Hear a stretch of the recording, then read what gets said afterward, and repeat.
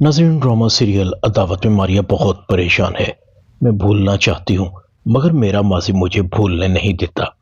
अगर मैं खुद असजद से बात करूंगी तो पता नहीं असजद का रिएक्शन क्या होगा। पहले की बात और थी, अब की बात और है। मुझे अम्मी से बात करनी होगी। अम्मी को बताना होगा कि फहद असजद का पार्टनर है। अगर फहद ने असजद को बता दिया कि मेरा निकाह पहले उससे हो चुका है तो असजद मुझे एक बार फिर तलाक दे देगा। मारिया अपनी माँ के पास जाती है। बज़ाहिर वो बहुत खुश थी। जैसे ही अरीबा मारिया के ठाठ बाट देखती है, अरीबा के पेट में जलन और हसद के मारे मरोड़ उठने शुरू हो जाते हैं। अरीबा मारिया को देखकर अपने दिल में कहती है, कितनी खुशकिस्मत निकली है ये मारिया। मैंने कितनी कोशिश की थी इसका नसीब फोड़ने की। खैर कोई बात नहीं, एक ना एक दिन इसकी सच्चाई असजद के सामने आएगी। अगर ना आई तो फिर मुझे ही इसकी सच्चाई असजद के सामने लाने का कोई तरीका ढूंढना होगा। मारिया अपनी माँ को बताती, अम्मी वहां कुछ ठीक नहीं। मारिया की माँ कहती, क्या हुआ?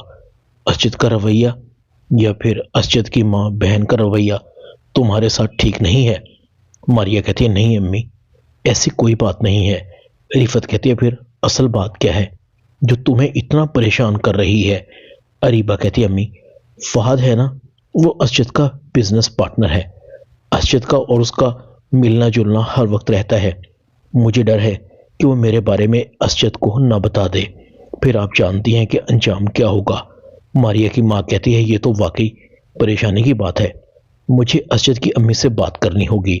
रिफत असजद के घर आती है और असजद की माँ को कहती है, हमने अपने हिस्से का सच आप लोगों को बताया था। आप लोगों को भी चाहिए था कि असजद को एतमाद में लेकर उसे मारिया के बारे में बता देते। बेबी कहती है, अगर आपको आपकी बेटी हमारे घर में बसी बसाई बुरी लग रही है तो खुशी से बताएं। आप लोग असजद से तलाक दिलवाकर घर बिठा दें। रिफत कहती है, बेबी मेरा ये मतलब नहीं है। अगर कल कला को असजद को कहीं और से पता लगेगा तो अच्छा नहीं होगा। बेबी कहती है, अभी नई नई बात है, हमारे लिए तो अभी मुमकिन नहीं है। शादी को दिन ही कितने हुए हैं अभी। अगर सच में गड़बड़ हो गई तो कौन जिम्मेदार होगा? बेहतर है कि आप हम पर छोड़ दें। मारिया मुतमईन नहीं थी क्योंकि उसे फहद नजर आता था। मारिया मजबूरन असजद को कहती है, असजद मैं तुमसे बात करना चाहती हूँ। असजद कहता है, हाँ करो, इतना सोच क्यों रही हो? मारिया बताना चाहती है कि इतने में असजद की कॉल आ जाती है और बात बीच में अधूरी रह जाती है। मारिया घर में थी। असजद का मोबाइल फहद के पास था।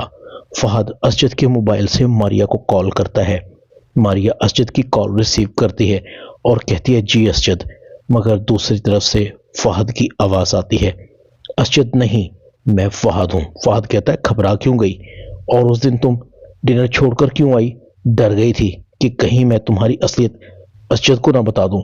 मारिया कहती है, ये आपके पास असजद का फोन कैसे आया? ड्रामा अदावत में इतना ही।